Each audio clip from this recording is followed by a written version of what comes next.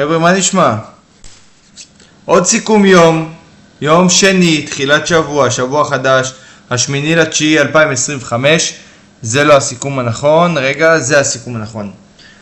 היום היה קשה. עכשיו אתם תגידו לי, בטח הפסדת הרבה, אז היה לך קשה. לא, 0, סיימנו. לא היה טרייד אחד אפילו שנלקח. וכל היום הזה הסתכם למניה אחת, שזה אוקטו. עכשיו בוא נתחיל. היא עלתה כבר באזור לפני 7, ואני הסתכלתי עליה גם לפני 7, באזור 6:50, וראיתי שאין חדשות. הפלוט היה טוב, ה-RV היה עצום, הכל היה במקום, פשוט לא היו חדשות. ואז התחיל המסחר והתפוצצה. היא עלתה 80%, ואפילו לקחתי עליה טרייד של איפוס חשבון בשוואב, והיה שם איזה דולר רווח, משהו פסיכי. ומסתבר, זה היה באזור 3, שגילד יקריא את החדשות שמיכה, כל יום הוא שולח לקהילה, חדשות היומיות, ואז ראינו את המניה הזאת, הוא פתאום סיפר לי על אוקטו, ומסתבר שהיא, עכשיו אני אסביר לכם מה היא, זה חברה שהיא לא מעניינת כל כך, אבל היא מעניינת עכשיו, למה? כי היא הפכה להיות סטייל BMNR. היא קיבלה פרייבט פלייסמנט של $250 מיליון, בעזרת מחירה של 171 מיליון מניות במחיר 146. בנוסף, חברת BMNR השקיעה סכום אסטרטגי של 20 מיליון. עכשיו, למה BMNR משקיעה שם? כאילו, ראינו מלא חברות כאלה שקופצות, חברות רגילות שנהיות חברות קריפטו. כי מי נהיה עכשיו היושב ראש? מי הנוכל הבא? דן אייבס, הצבעוני, נהיה היושב ראש. הוא ותום לי פשוט הופכים את הבורסה לבית זונות בגדול. בקיצור, זה מה שקרה, זה חברה שסם אלטמן הקים, והיא אמורה לשמור או לאגור את המטבע וורדקוין, שזה המטבע שסם אלטמן המציא. איזה שיט.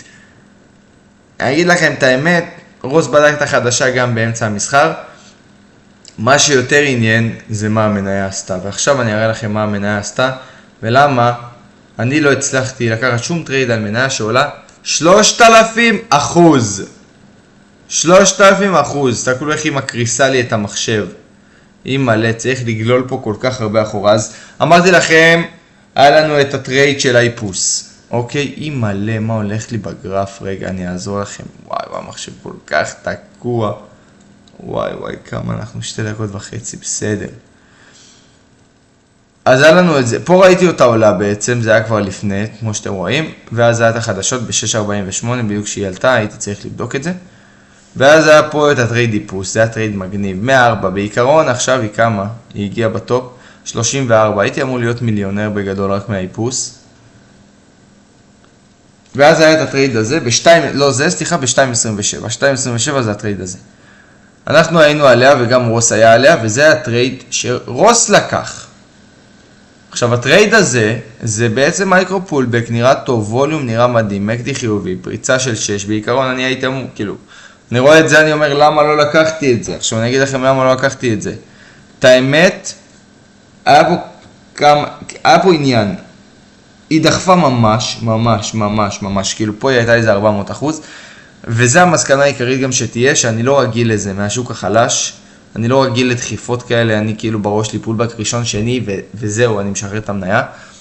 זה היה משהו להתחשב בו, שרוס, עם כל הניסיון ישר קלט את זה, שאוקיי, יש פה מניה פרבולית, אני אגרסיבי. אז הוא נכנס פה. עכשיו, למה הוא עוד יכול לאפשר לעצמו להיכנס פה? כמו שאתם רואים, זה 0.16 יחידת סיכון. זאת אומרת, כל סנט שהמניה יורדת, והיא $6, כל סנט אני מפסיד 0.16. אם הבייל-אוט, ההפסד הממוצע שלו בערך 0.3. זאת אומרת, 2 סנט אני כבר מופסד 0.16, לא לדבר על בכלל אופסט. קשה לקחת את זה, באמת קשה לקחת את זה. פלוס, בוא נראה הלוואי שזה יהיה קל למצוא את זה. פלוס, נראה לכם מה בכלל פסיכי. רגע. יואו, כמה מניה עלתה. זה לא נורמלי. נראה לכם איפה זה היה, רגע. פה. הכניסה הייתה פה, נכון? $6. תסתכלו מה קרה מאז. תסתכלו לאן ירדה. ל-5.9. זה 12 עם 6 מניות, אפילו אם נקרא 5, זה הפסד של יותר מ-$60. $60 בדיוק, כאילו 0.6 דולר, $60. זה בייל-אוט, הייתי יוצא פה, ואז הייתי מפסיד תנועה כזאת פסיכית. אז זה תהיה מסקנה, אבל זה הנקודה הראשונה למה לקחתי את העסקה, היה קשה to manage it, ועם סקיילינג זה יותר פשוט, ואין לי סקיילינג. אז זו הייתה העסקה הראשונה. העסקה השנייה, נראה לכם אותה פה ב10 שניות ואז נעבור לדקה. העסקה השנייה הייתה ב-2.52 זה רשום לי. 2.52 זה פה. זה היה כניסה, היה פה פולבק. עכשיו, פה הייתי בקטע של לחכות, סליחה, זה לא היה פה, זה היה פה. הייתי בקטע של לחכות ל-ABCD בגרף 5 דקות. אז עכשיו אנחנו נעבור על כל הגרפים ונראה לכם את זה בדיוק. כי לא בא לי שיהיה ארוך, כי אין לי גם זמן לסיכום הזה. וואי, זה מניה רעה, חבר'ה, זה מניה רעה. זה מניה רעה, והיא עלתה כל כך הרבה, היא עדיין עולה, אבל עכשיו היא כבר נסטי. זה היה פה. היא פרצה את זה, זה דפוס שגילה דקינג הביא. שהיא כל פעם עושה את הקאפ הזה, ואז מביאה את הפולבק הראשון וזה מתפוצץ, ועוד פעם מביאה את הקאפ הזה. זה הפולבק. עכשיו ב5 דקות זה היה נראה, בדיוק הנר הזה, אתם רואים 4.49, הוא נסגר ב-4.50, זאת אומרת הנר הזה מתחיל את ה5 דקות, וכמובן את הדקה. אני בראש שלי מחכה ל-ABCD, שהמגדי גם יהיה פתוח, ואז אני זורק, כאילו קופץ עליה עם הפולבק וה-ABCD. ואפילו לא חשבתי על זה שבוא אני יכול לעשות את הפולבק הזה, ופשוט להביא כניסה. אז אפילו לא הסתכלתי על הפולבק הזה. ולמה גם לא הסתכלתי על הפולבק הזה? שזה עוד עניין, שאני בראש שלי אני אומר, טוב עכשיו אם גרף 10 שניות הוא לא יפה לי נגיד, אז כאילו אני כבר לא מתכנן על הפולבק הזה. כי זה משהו שקולד מרקט, אבל המניה הזאת הייתה חזקה בטירוף. והנר הזה, זה היה הנר הכי גבוה ביום, לא הכי גבוה, אבל אחד הגבוהים, לפחות בתנועה האחרונה. זה היה נר רע, וזה היה הנר של הדקה הירוק. זאת אומרת, בתוך הנר הדקה הירוק היה את זה. ואנחנו יודעים שיש פה הרבה מוכרים, אז אמרתי אני לא לוקח את הסיכון, כאילו המניה גם מתוחה. עכשיו זה נראה אולי שהיא, כאילו, מה יש לך? היא רק בתחילת התנועה, אבל אז היא הייתה עצומה, היא עלתה איזה 400-500%, זה היה משהו לא נורמלי, חבר'ה, היא 2,600%, כל השבוע האחרון, כל החודש האחרון, הטופ של המניות לדעתי היה אולי 200 וזה היה נדיר, אז זה היה משהו פסיכי. עכשיו שתי העסקאות האלה עוד ניחה, בסדר, כאילו, יש באמת סיבות למה לא לקחתי ומה לא אהבתי בהם, אבל העסקה אני לא אגיד שהיא הכי מאכזבת אותי, אבל זה העסקה שהיא הכי, בוא נגיד, הייתה יכולה לשנות פה את כל היום, זה הפולבק הזה. זה פולבק. שהייתי מוכן לפולבק הזה. הייתי עם הכמויות בפולבק הזה, והוא גם היה נראה מדהים. לא הייתי מוכן C, כי בשלוש שניות האחרונות עוד הנר השתנה. עכשיו, כל שינוי פה של הנר זה שינוי כמויות במניה לפה, מניה לשם, שזה קריטי. אז זה היה 5, ואז ב10 שניות האחרונות קלטתי שזה 4, החלפתי את זה מהר ל4. הייתי מוכן, ובשנייה, ב10 שניות, היא הביאה burst of volume, היא הביאה כניסה לפה. עכשיו, איך שהיא הביאה כניסה, סגרה ואז ירדה קצת.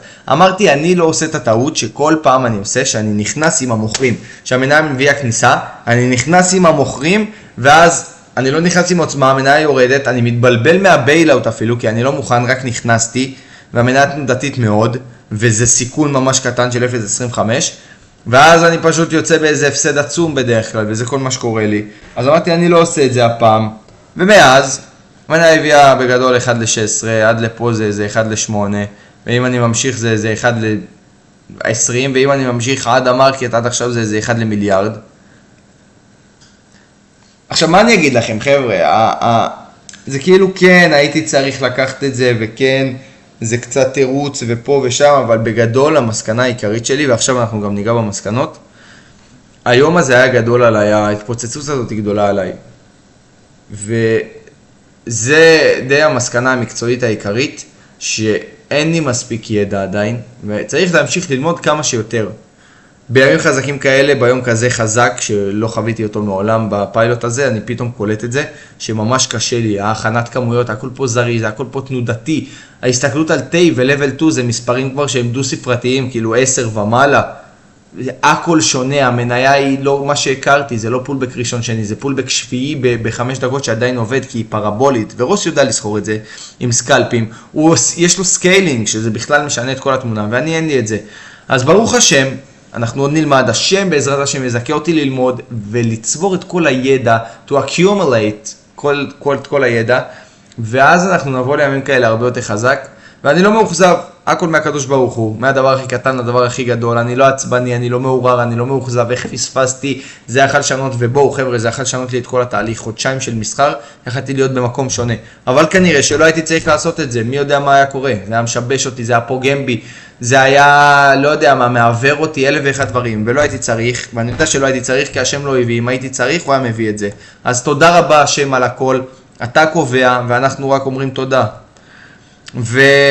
והמסקנה הבאה, בהתאם לבייל-אוט, העסקאות מהצד היו נראות מדהימות, אבל באחד מהם, שזה הראשון שהראיתי לכם, היה בייל-אוט, ובתכלס בכל העסקאות, בגלל התנודתיות והריסק הקטן, בלי סקיילינג זה לא באמת מנג'בול, קשה באמת לקחת את זה, אתה תוך שנייה, אתה לא תספיק לעשות בייל-אוט, אתה לא תספיק, ואם אתה תספיק, אתה תקבל בייל-אוט במניה כזאת, והיא תעוף לך 16% מול הפרצוף, איזה 16? 160%. אז גם את זה אנחנו נלמד, ועם זאת, עד שנלמד, אני חייב להיות חד ולא לפחד לקחת עסקאות. העסקה האחרונה הייתה אמורה להילקח, נכון, יש את כל הדברים האלה שאני אמור עוד לצבור, אבל עד שאני אצבור, היה לי אותו שיט בדווסן ולקחתי את זה, אז אני צריך לקחת את הדברים האלה. אני צריך לקחת, זה היה אותו חוזקה, אותה תנודתיות. אני צריך לקחת ולהיות חד, אני אמור להיות חד כבר על הבייל-אוט, כבר בחצי נר, גם אם אני משנה מ-5 ל-4, זה לא משנה שאני יודע בדיוק איפה אני נכנס, ואני יודע בדיוק כמה אפילו זה חצי R ואיפה אני מפסיד, ואני יודע בדיוק שאיך שאני נכנס בטייפ ישר, כשזה קורה אני לוחץ ונכנס. אני אמור לדעת כבר את הדברים האלה. אז בגדול אני אגיד לכם, המסקנה העיקרית זה ללמוד עוד, היום הזה היה קשה, מניה כזאת זה לא פשוט. גלעד אמר משפט יפה, עם כמה שאנחנו חושבים שזה קשה להיות דפנסיבי, מאוד קשה גם להיות אגרסיבי. עדיין אין לי את זה ב-DNA של המסחר, מעולם לא שררתי ככה, ואנחנו עוד לומדים את זה, ובמיוחד זה הרבה ריכוז, זה הרבה דברים במקביל, הרבה ידע, הרבה ניסיון, וזה יקרה עם הזמן, אנחנו, ברוך השם, הדבר הכי גדול זה אני שמח שהשם איתי. אני שמח שהוא איתי בכל צד, בכל שעל, ומה שצריך להיות יקרה, ורק צריך לבקש סייעתא דשמיא מהקדוש ברוך הוא, דברים קטנים כגדולים, כי הוא אחראי על הכל, על אם תמצא חנייה ואם תצליח במסחר ועל כל שיט. והוא יחליט על כל פיפס, אם הוא יהיה מוצלח או לא, אז אנחנו רק נתפלל, ואוהב אתכם חבר'ה. ניפגש מחר, לדעתי, אני מקווה מהדפוסים, המעט דפוסים שכבר פגשתי, מניה כזאת חזקה שעולה 3,000%, היא פותחת לשוק את התחת. היא שמה לו איזה פלפל צ'ומה בתוך הפה וזהו, ואז מחר נראה עוד 200%, 300%, וככה משהו נפתח, הסכר נפרץ, אז בעזרת השם שככה יהיה, וזהו, אוהב אתכם חבר'ה.